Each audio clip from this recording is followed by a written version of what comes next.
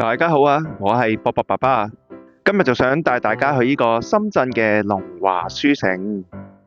咁我哋呢就要由深圳嘅清湖站行到去呢個龍華書城嘅。咁個距離呢就話遠唔遠，話近唔近嘅。咁但係呢個路線呢都好簡單嘅。咁好啦，我哋而家出發啦。如果喺羅湖口岸過關嘅話呢，我哋呢就會乘搭1號線去到會展中心，跟住轉乘4號線呢就可以去到清湖噶啦。如果喺蓮塘口岸過關嘅話呢，我哋呢就要乘搭2號線、8號線去到呢個市民中心，然後轉乘4號線呢去到呢個清湖嘅。咁如果喺深圳灣口岸過關嘅話呢，我哋呢就要乘搭13號線去到呢個深大，然後喺深大呢就要轉乘1號線去到會展中心。再由會展中心呢乘搭呢個4號線去到呢個清湖。咁而我哋最方便嘅呢，就係由福田口岸出發啊，一直乘搭4號線呢就可以去到呢個清湖噶啦。如果中意呢條片嘅話呢，可以俾返個 like 噶。有咩意見呢，可以留言俾我哋噶喎。如果中意我哋頻道又想收到我哋頻道最新嘅資訊呢，可以撳一撳訂閱噶喎。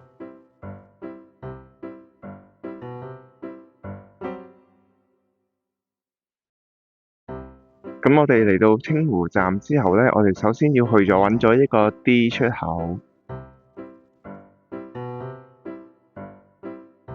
D 出口和平路東南。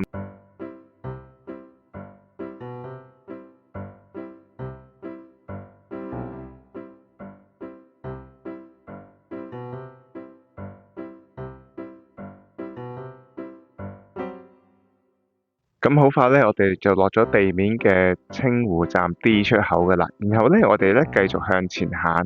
咁呢條路呢，就係龍華和平路，而左手邊呢，就係龍華益田假日天地。之後呢，我哋繼續向前行。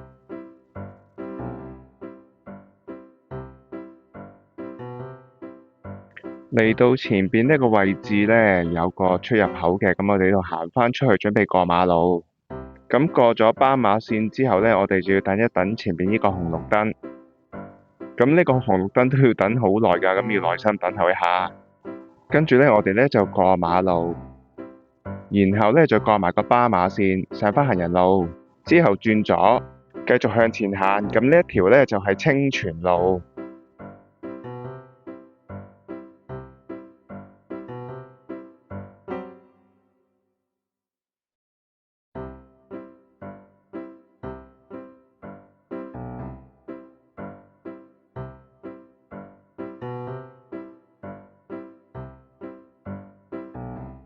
咁過咗條河之後呢，繼續向前行呢，我哋又要等一等前邊嘅紅綠燈。咁呢個紅綠燈呢，就喺個清泉路同埋景隆建設路嘅交界。過咗景隆建設路之後呢，我哋繼續沿住清泉路繼續向前行。到咗下一個路口，咁呢個路口呢，就係龍翔路同埋清泉路嘅交界。過咗之後呢，我哋繼續沿住清泉路繼續向前行。咁望到右手邊呢，有個建築物呢，就係我哋嘅目的地啦。咁我哋呢，離我哋嘅目的地越嚟越近啦。咁跟住繼續向前行。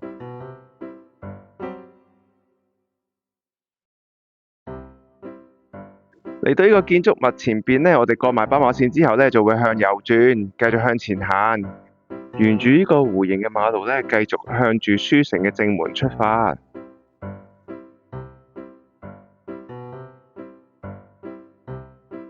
喺前面呢個位置，我哋會轉左。咁前邊呢，就係深圳書城龍華城嘅正門嚟㗎啦。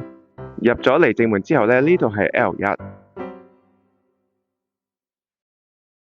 喺度呢，我哋可以初步咁理解一下呢，喺唔同嘅層數呢，係有啲咩書睇嘅喎。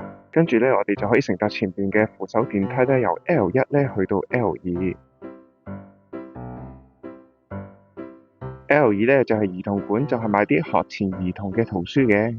跟住我哋呢，就沿住扶手電梯呢上去 L3。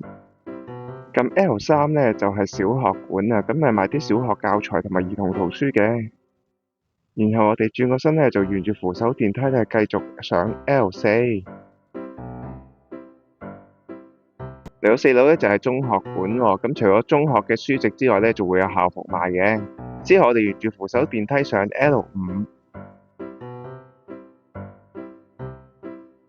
L5咧就係人文館，咁就有啲文學、歷史、政治啊、旅遊嗰啲書咧都可以喺度揾到嘅。然後我哋沿住扶手電梯咧繼續上去 L6。咁嚟到 L6咧就係藝術館，咁啲音樂、繪畫、書法、設計、攝影咧都可以喺度揾到嘅。咁龍華書城咧，我哋咧就介紹到嚟呢一度啦。咁希望呢條短片有用，可以幫到大家啦。如果中意呢條短片嘅話咧，可以俾翻個 like 啦。如果覺得有用嘅話咧，可以分享俾你身邊嘅朋友。有咩意見咧，可以留言俾我哋。如果想支持一下我哋頻道，又想收到我哋頻道最新嘅資訊咧，可以訂閱我哋嘅頻道㗎。好啦，拜拜。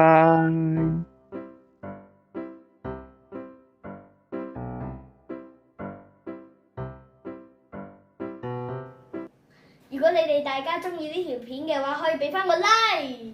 如果咧你哋有咩意見咧，可以留言俾我哋㗎。仲要撳埋呢個小鈴鐺啊！咁仲要最緊要就係訂閱我哋嘅頻道。